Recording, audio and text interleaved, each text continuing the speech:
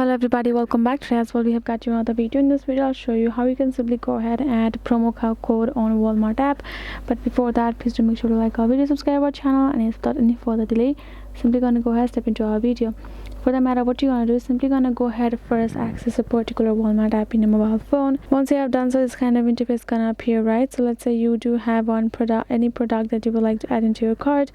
Go ahead, find that product, simply go ahead tap on this add to cart option, and afterwards tap on this view cart so you can see the product you have added yourself, all of the products, right?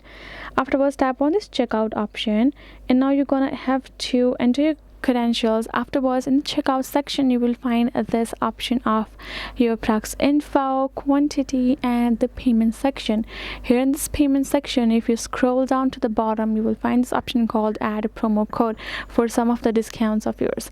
Go ahead, enter the promo code down right there and tap on this done, and then that way you will be able to use a promo code for that particular purchase, and then you can confirm your shipping and you will get your product. So the thing that you have to make sure of, for you to use a promo code, you have to purchase something from Walmart app itself.